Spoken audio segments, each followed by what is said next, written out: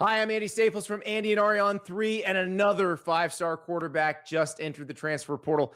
That's what college football is now, a nonstop adventure, and we cover it every day at Andy and Ari on 3, whether it's the transfer portal, the college football playoff, the coaching carousel, you name it, and guess what? It doesn't stop even when the season ends. So join us every day, Monday through Friday. New episodes drop at 3 p.m. wherever you get your podcasts. Happy holidays. Want to give your host a gift? Consider subscribing, rating, and reviewing the show this holiday season. It really helps the show grow. From all of us at Believe, have a Merry Christmas, everyone, and a happy holiday. Her husband was a police officer in the Houston Police Department. He was killed in the line of duty. She's here to talk about the tragedy, the effects afterwards, and how her experience motivates her to help others. Welcome to the Law Enforcement Talk Radio Show. In the Law Enforcement Talk Radio Show, we are joined by special guests talking about their experiences, the realities of investigating crimes, plus those who have experienced horrendous trauma. Police, first responders, military, and victims of crime share their stories. Hi, I'm John J. Wiley. In addition to being a broadcaster, I'm also a retired police sergeant. Be sure to check out our website, letradio.com, and also like us on Facebook. Search for the Law Enforcement Talk Radio Show. You know, we used to have an app, and it was a very popular app. And then, guess what? We couldn't hold a candle to our Facebook presence. How many people have the mobile Facebook app already installed on their phone? How many people use it on their computer? Make sure you follow us. Make sure you like us on our Facebook page. Just search for Law Enforcement Talk Radio Show and Podcast, and be sure to send us a comment to one of the posts. Best of all, it's 100% free. Joining us from Texas, we have Keira Knox on the Law Enforcement Show. Keira's husband, Jason, was a police officer in Houston, Texas, and he was killed in the line of duty in a police helicopter crash. She's here to tell us the story. Thanks so much for being a guest on the Law Enforcement Show. Very much appreciated. Yes. Hi. So May 2nd, 2020, my husband was, they call it the TFO, the Tactical Flight Officer. He was the TFO in the helicopter, and then there was the pilot, and they were out on the call. They were searching for a body in a bayou that had been called in. It ended up being a false call, but you know, you have to treat every call as such. Right. So HFD, you know, everybody's out there looking for this potential victim, and something happened with the helicopter, and they spun out of control and crashed into an not abandoned, it was an empty apartment, like leasing office. Thankfully, HFD was already pretty much right there. There was no smoke. There was no fire. Nobody really saw it happen, like law enforcement, first responder wise, until they got flagged down. And they were kind of confused because they had just seen the helicopter flying around looking for this person, and all of a sudden it's not there. So they drive around and they find it, and they start, you know, the whole extrication process. And my husband was on the right side of the helicopter. So it's like a car. The driver's on the left and the passenger's on the right. Right. So the way it had fallen was on the pilot side. It took about 10 minutes or less to get my husband out. He was alive. He was stable, conscious. And they transported him, they flew him to Memorial Hermann. The pilot was in pretty bad shape. It took over an hour to get him out. He also got flown to the hospital. So fast forward to my side, about 2:30, 3 o'clock in the morning. And oddly enough, one of my best friends and my husband's best friend called me, and I looked at the phone and I thought, why are you calling me at, almost 3 a.m.? Because he doesn't work night shift. And I answer the phone, and it's not his voice, it's somebody else. And he said, Keira, we're at your front door. There's been an accident. So, jump out of bed, come to my door, and sure enough, there's 2 uniformed police officers at my door. And one of them, like I said, was my best friend, and the other one I actually knew. This must have been quite. I know from my first wife, she is always prepared for the knock at the door. Knew it was a potential of happening, but always thought, like me, it would never happen. It would never come to be. That had to be 100%. Quite a shock for you that you're even getting a phone call. If someone calls me in the middle of the night, it better be an emergency. Yeah. And even then, I'm like, what's going on? What day is it? I don't know what's going on. Yeah, and then to know that it was him calling me, but then to not hear his voice really is what threw me off. Because he just couldn't talk to me because this was his best friend. They were partners at HPD. So, I open the door and fall to my knees, and I'm like, what happened? And at that time, all they knew was the helicopter had crashed. Both of them were being life-flighted to the hospital, and they were both alive. So I leave my friend here with my kids and hop in the car with he was a lieutenant at the time. Hop in the car with him. I'm calling my mom. She's out in Waller. I know my in-laws have already gotten a call because they're in the city. So I drive, we're driving to the medical center, which seems like the longest, shortest drive ever. And we get there and we're told he's stable, he's in surgery, he's going to have a long road of recovery, but he should be okay. And everybody was telling us that until it wasn't. And they came out and said that he didn't make it. And that the pilot was still in his surgery. So that's something that I've said this before, Keira. We know that there's always potential for being killed. We know there's a greater potential for being maimed and having lifelong injuries and all those things on any call. Mm-hmm. You're seconds away from a really bad call happening. But we put it in the back of our mind that that's not going to happen. That won't happen to me. That happens to other people. That happens to other families. That doesn't happen to me. It doesn't happen to my family. And yet It happened to your family. Did you have that state of mind? This will never happen to us? Yes, especially since, oddly enough, he was involved in a helicopter crash 10 months before this one. It was a hard landing at the airport. I mean, they did flip it over on its side. He walked away without a scratch. And I thought, okay, you got your one out of your system. It's never going to happen again. Like, lightning doesn't strike the same spot twice, right? No, it doesn't. And he had also flipped a patrol car years before that. So I always thought, okay, you're in the helicopter. You're safer in the sky than you're ever going to be on the street. That's exactly what I was going to ask you. We are talking with Keira Knox. She is a survivor of fallen Houston officer Jason Knox. She's here to tell more of the story about the incident that claimed the life of her husband, her life afterwards, and creating a booklet called The Guide, which is available at Blue Bow Foundation. This is the Law Enforcement Show. Don't go anywhere. We will be right back.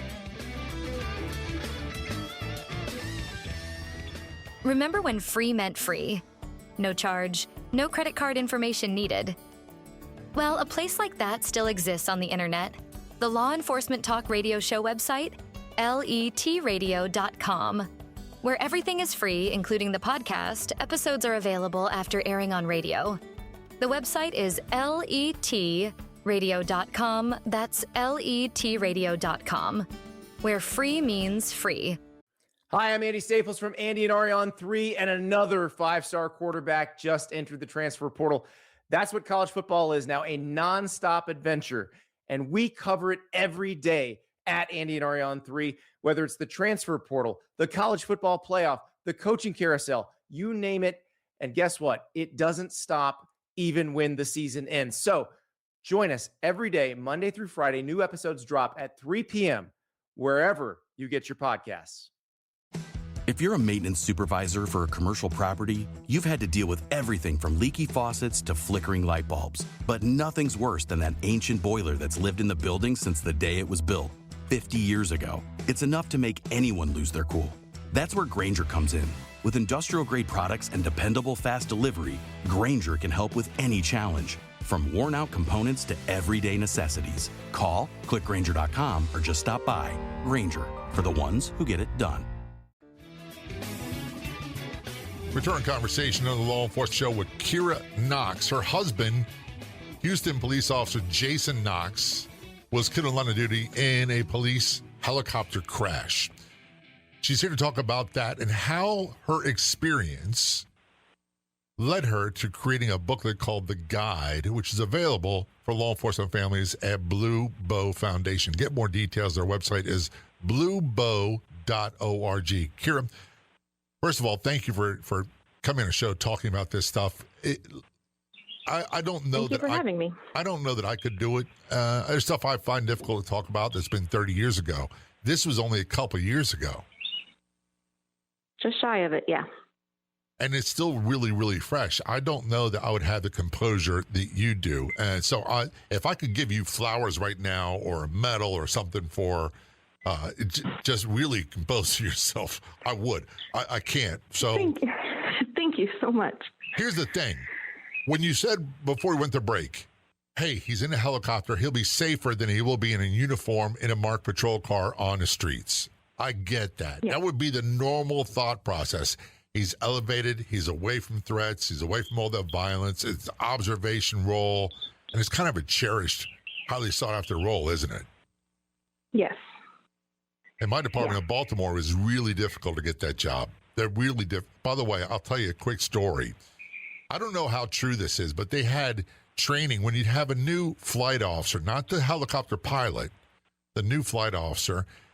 They would get their spouse involved in it. And there was a training, a new officer, and they said, now watch this car. And next thing you know, he's watching the car, he's giving directions, they're doing trial runs, and the car goes to his house and his driveway. And guy gets out, walks to the front door, knocks on the door, and he's losing it the whole time. And all of a sudden, his spouse comes out, and they both look up in the sky and wave to the helicopter. And it's like, yeah, we got you. Oh, my goodness. Yes. They're a fraternity. The whole police family really literally is a family. But the flight officers, they are a different breed altogether. Is that a fair assessment? Oh, absolutely. Yeah, kind of tangent. After my husband died, another one of my friends reached out to the Los Angeles Air Support Division and told them the story. And my husband and I loved LA. We just loved to visit there. And LAPD made him an honorary member of their Air Support Division. And I have this huge plaque. And then last year, I got to go and thank all these guys, and then they let me go on a ride-along in their helicopter. And you went in the helicopter? I went on a ride-along in their helicopter. I don't know if I could do that. I don't know if I could do that on a good day without anything bad happening. And you've already been through the worst of the worst. Yeah. I can't go in the blue one. The blue one that HPD still flies on the most regular basis. The one that crashed, I can't get into one of those. But the bigger, safer, newer ones, I've gone twice. So good for you. We'll see. I want to go back. You found out there was a knock at the door. You made it to the hospital. Did you at any point think that, hey, this is really, really bad? Or you're like, how bad are the injuries and how long will recovery be? And how much is the pain going to be? I guess I was thinking, I can only go off of what they were telling me. And the entire drive to the hospital, they didn't have any information. And at that point, things had started popping up on social media. So I was seeing pictures, and I'm thinking this is bad. But I also have to think, well, he's done this before. And, they're training. Maybe this was just a hard landing. And he got jolted a little bit. I mean, never in a million years would I have thought that it was going to turn into a fatality. Even when they told me that he didn't make it and the pilot did, I was like, no, you have to be confused. Like, this can't be him. And I didn't get to see him until after he was gone. And they had taken him to a room and had cleaned him up. And that's when I was like, okay, this is really happening. Something about seeing your husband on a hospital bed with a flag draped over him, just that will be an image burned into my head forever. Yeah, I don't think I'll be honest with you, I didn't know your husband. I saw pictures of him, and I remember, until I saw a photo of him, I didn't remember the incident until I saw a photo of him, and it's like, oh, yeah, I recall that in the news. I'm in Florida, so it's a long ways away. However, seeing the flag-draped caskets at the funerals still makes me tear up because it brings back so many memories of really bad things. And I can appreciate your statement that seeing him like that, you'll never get that image out of your mind. No. Oh my goodness, this is a hard conversation. I'm getting all teary-eyed, and I suspect you are too. So I want to change directions a little bit.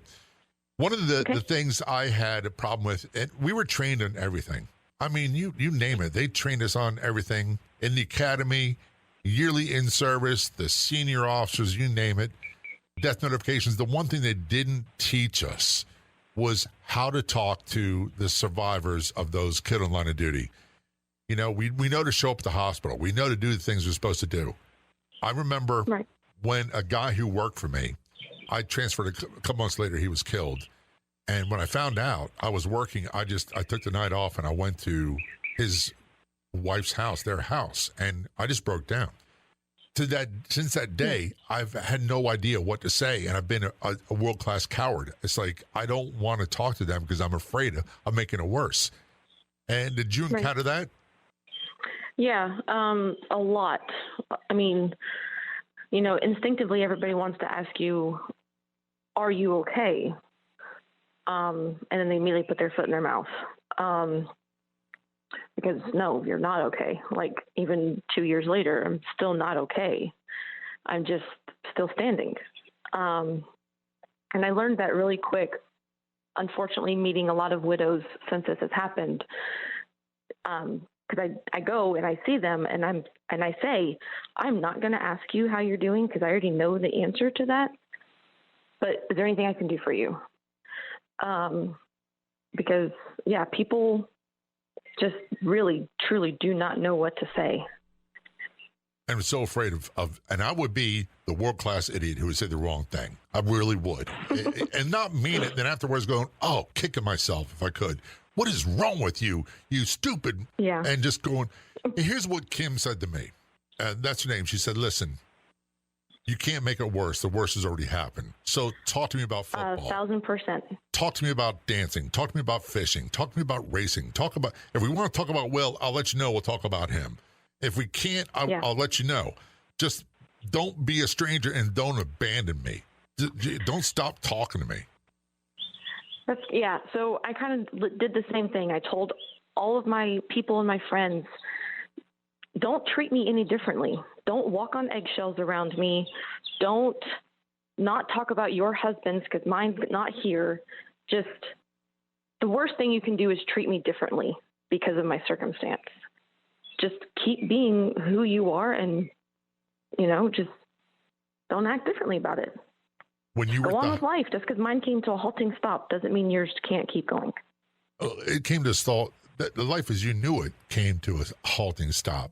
But you're using that to help other people. We'll talk about that in a moment. One of the things that I keep getting in my mind is the vision of going to the hospital and there being literally hundreds of police there. Was that the situation for you? Yes. So if you remember, COVID had just kind of was getting serious then. Hospitals had just started to do the whole mask thing. I was not wearing one. There was no way. None of us were wearing masks, but I do remember getting escorted, down the hallways. And once I got to that room where he was, it was, the command staff our friends, other people from the division. His parents were already there with me. And we're going to take a short break on the note. We're going to return that conversation with Keira Knox. This is Law Enforcement Show. Don't go anywhere. We will be right back. One of the questions I get all the time, why are you always promoting the Law Enforcement Talk Radio Show Facebook page? Well, because there's no better place on Facebook. That's it. It's simple. Everything about the Law Enforcement Talk Radio Show and podcast is right there, including great photos, stories you'll want to see, you'll want to share, memorials to law enforcement officers who were killed in the line of duty, all that and more. Plus, old episodes of the show can be found on our Facebook page. Just do a search for Law Enforcement Talk Radio Show on Facebook and be sure to click like and or follow. We'll see you there.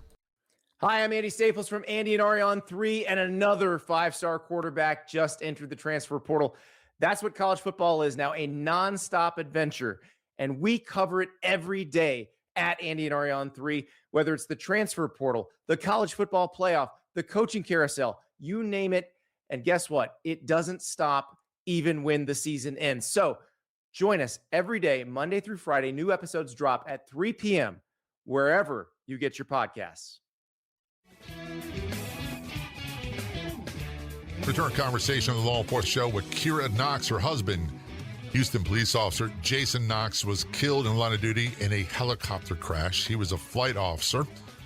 And when we left before the break, you're talking about being in the hospital, family members there, command staff were there. Is that when you got the word, Keira, that he had passed? No, it was just before that. They had come to tell me that he had not made it and asked if we wanted to see him and that they were going to take him to a place that we could go and get him cleaned up. So I had to process that in the hallway, still not really believing it though, hoping that they were wrong. And then walking down the hallways, getting escorted up to that room, that's when it really, truly sank in because he was just lying there. How does one remember to breathe when that's going on? I don't. Were you doing any of that, I call plea bargaining with God or someone else or whoever it might be? Hey, don't let this be the case. Let it be something else. I'll do this. I'll do that. I'll do anything. Oh, 100%. Yeah. The entire time I kept thinking, how am I going to do this? I have 2 children at home that are still sleeping, have no idea what's happened. They were 5 and 3 at the time. And yeah, there's still kind of a love-hate relationship with him right now, just because I don't understand why.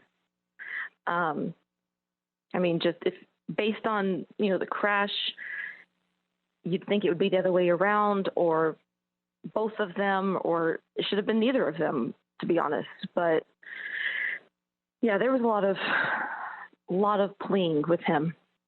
Here's the thing that and I don't have a point of reference. I could tell people there's an old saying, and I say this all the time, time heals all wounds. And for me, that's not true. I just get more used to things. There's life before, for example, there's life before my father got sick and died. There's life after. And there's nothing that makes it better. It just is what it is. I've become more accepting of it. Having said that, I sit here and think, my wife and I have been married now 21 years, been together 25, and I have these visions on my mind. I know she does too, of what our life is going to be like. And I'm jokingly saying when I'm a geezer, I'm already there. When we're in our 70s and 80s, and what our future is supposed to be, there has to be a feeling for you that was stolen from you. Oh, absolutely. So Jason and I started dating when I was 17, in 2005. I was still in high school. We dated for several years, got engaged, got married. We got married in 2009. We had our son in 2013, and then our daughter in 2017, or 2016, I'm sorry. So, we were it. We were the power couple. We had everything. So we were together for almost 15 years. So yeah, I mean, my whole life got ripped away from me because now I'm here trying to do this by myself. And as weird and, odd as it may sound, I'm only 34. I'm too young to do the rest of my life by myself. Deep down, I know that I'm going to have to find love again. And that's the scariest thing. Yeah, don't even get me started on that conversation. I have no idea where to begin on that one. I'm serious. Look, me either. I was married before, and police work really, I rephrase that. My inability to handle things better really destroyed my marriage. And then I went through a period of time, Keira, where I was convinced that this was not in the cards for me, and I was living a lifestyle of denial that I'm not going to get close, I'm not going to get involved, it's not going to happen. Then I met my wife, and everything changed. But before that, if you had asked me, hey, would you get serious in a long-term relationship with somebody, remarry? I'd been, no, that's never, ever going to happen again, ever. Yeah. And I couldn't begin the process to think about it, and I didn't go through what you went through. Right. So here you are. Yeah, I mean, you're 34. That's so young still. I was 32 when it happened. Oh. Yeah, I never thought I would become a 32-year-old widow. And then you got the whole line of duty police funeral to go through, which for those who don't know, it is so big, so massive. I'm sure you were inundated with people all the time. Yeah. How would you describe that experience? So being a first responder myself, I have been a dispatcher for 15 years. I've done police, fire, and EMS. So I think that's why our marriage worked so well, is because we got it. I mean, most of the time we were ships passing in the night, but somebody was always here with our kids. They were always being taken care of. Everybody got to sleep. I mean, it always worked for us, no matter what department or what shift we were on. So unfortunately, I have been to line of duty deaths previously.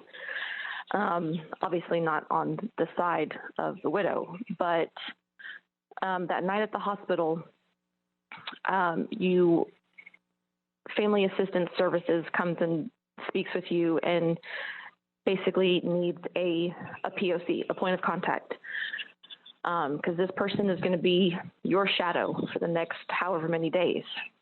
And of course, I picked my best friend, the same one that had showed up at my door.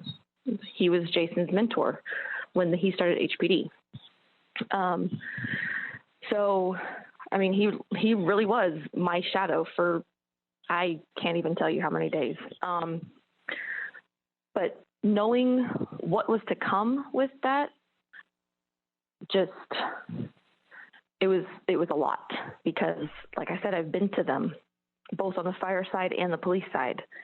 And they are so incredibly, even if you know nothing about law enforcement or first responder and you go to one of those funerals, you're going to leave bawling your eyes out. Yeah.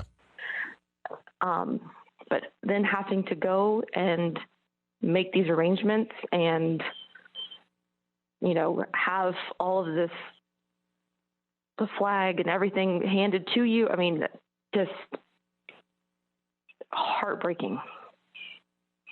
A lot of that week is kind of a fog. I don't even remember a lot of that. Well, you're doing a great job talking about it and telling us about it. What I was going to say is, I'm many ways a stereotypical Irish Catholic guy, and I am great with getting along with people until I'm not. And then I can get very ugly. And I would see in your situation with the intensity of the emotions and the lack of privacy and people being there all the time, the flying off the handle and yelling at people and saying, get away from me. Was that ever an issue for you?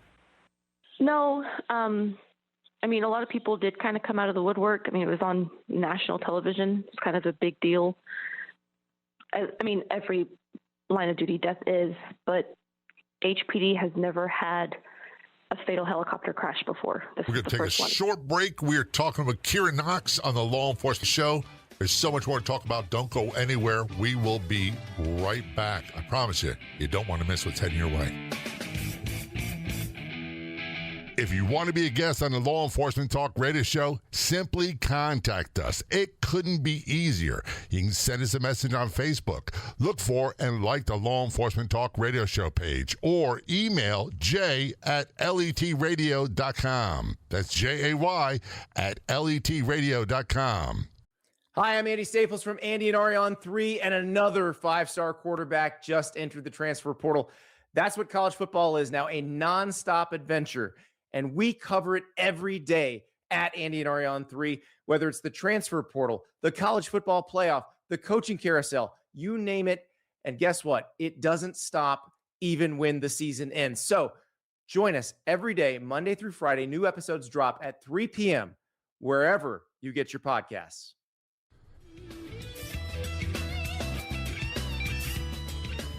Return conversation on the Law Enforcement Show with Keira Knox. Keira's husband, Houston police officer Jason Knox, was killed in a helicopter crash on line of duty.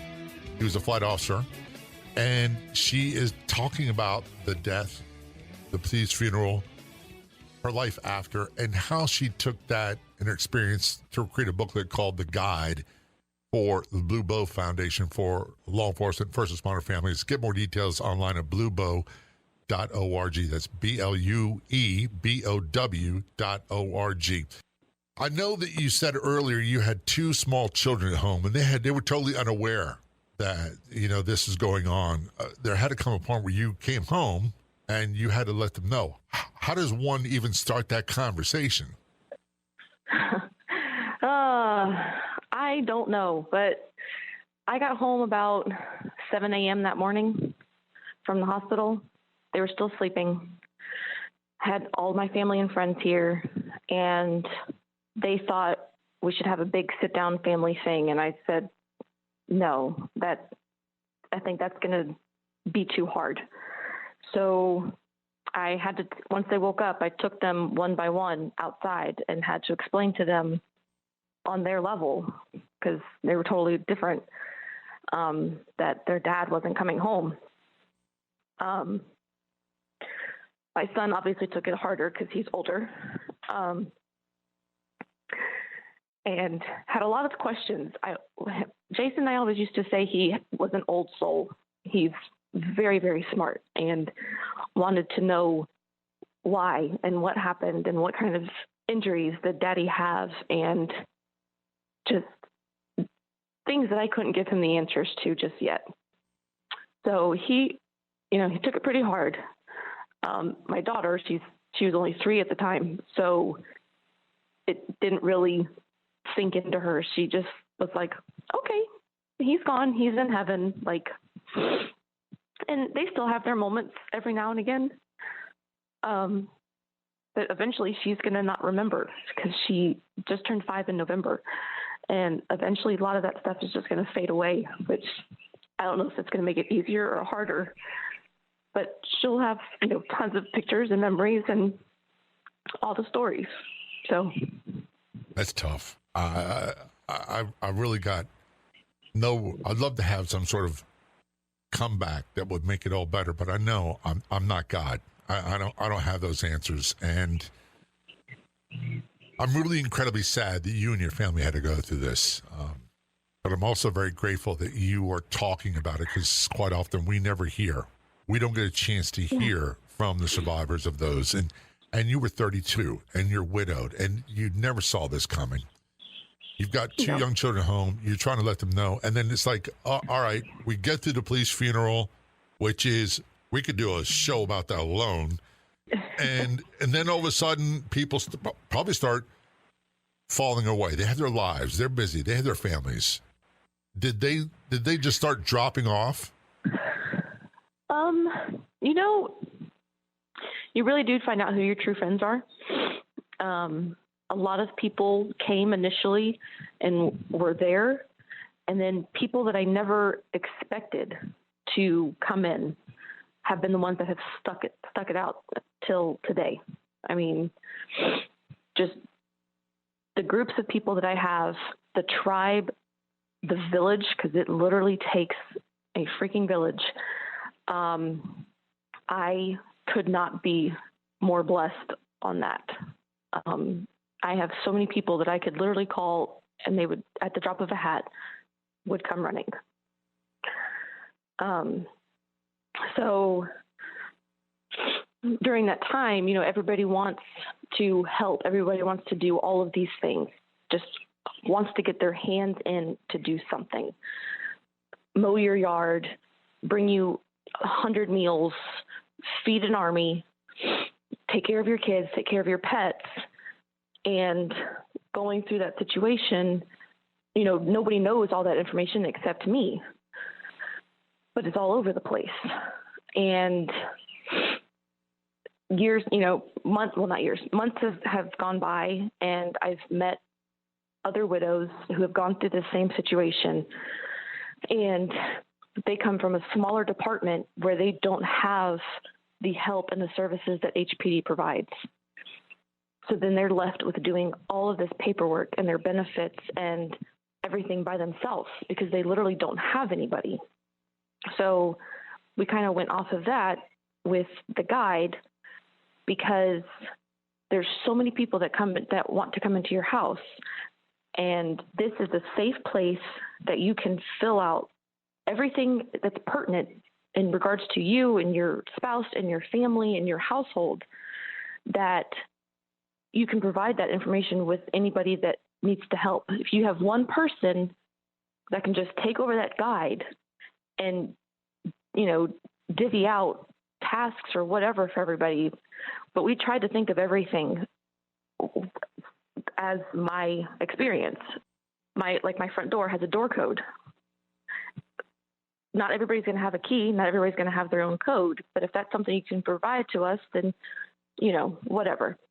Unfortunately, no one would know except people that have been through this. People like me on the outside can only imagine. And we think we know what to do. But quite often we don't. And that's a really powerless feeling. Yeah. Of all the things that you went through and learned in your journey, what would be the one thing you would tell other law enforcement agencies? Because this is going to happen. Other fire departments, other first responders, this is going to happen. Here's the one thing you don't think of. This is what you should do. Get a will. Because we unfortunately did not have one and we had to go through probate. So get a will and get this guide. Or if this is not your style, then get something where you can just put all that information on for other people to come in and just make it so much easier, because bills have to get paid. Your children their lives have to go on. Your lawn, your house, your car, your pets, everything still has to keep going. And a spouse is not in any kind of state of mind to be doing those things. So I want to go back to this. Needs that help. This guide, this is born from your experience, and you decided you wanted to write this. You and some other survivors got together and put this together? Kimberly kind of had the idea. She's had this dream and this hope for it, and she actually did the basis of it, and then I came in and added a lot more to it from my experience. Kimberly was on the show quite a while ago. A great episode, and it's about the birth of Blue Bow Foundation and what they do. So you're heavily involved in writing this guide, and this is something that every first responder family should have. Yes. Is it available online? Where can people get more information about it? Yes, so if you go to our website, bluebow.org, and go under shop, you can get, for $5, you can get a PDF version. So you can literally just click the link, download it, fill it out, print it, keep it wherever you want to.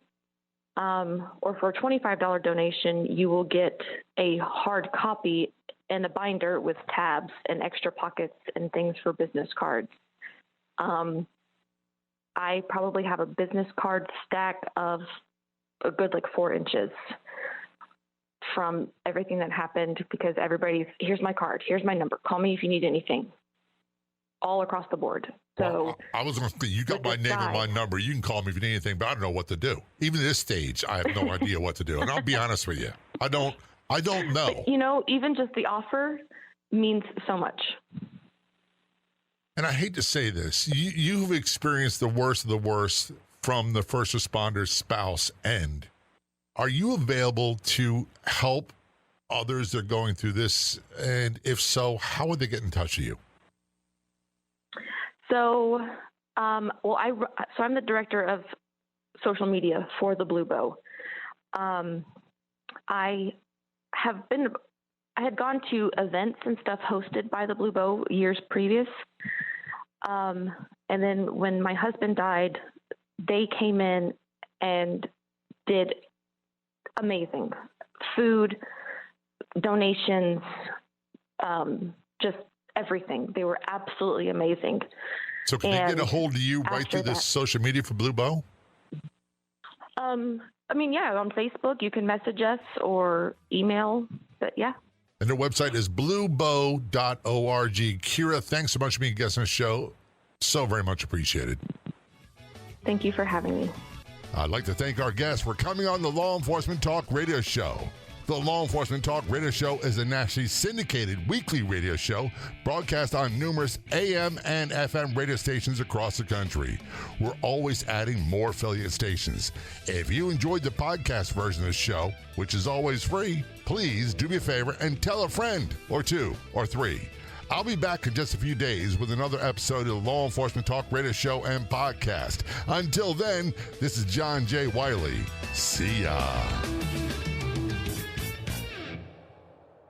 Hi, I'm Andy Staples from Andy and Ari on 3, and another 5-star quarterback just entered the transfer portal.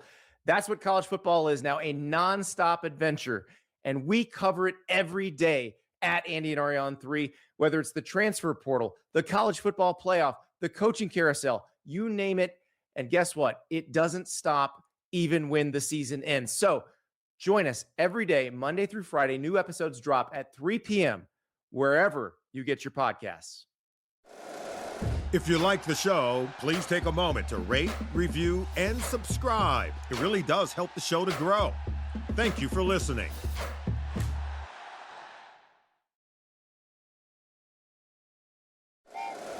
Happy holidays! Want to give your host a gift? Consider subscribing, rating, and reviewing the show this holiday season. It really helps the show grow. From all of us at Believe, have a Merry Christmas, everyone, and a Happy Holiday.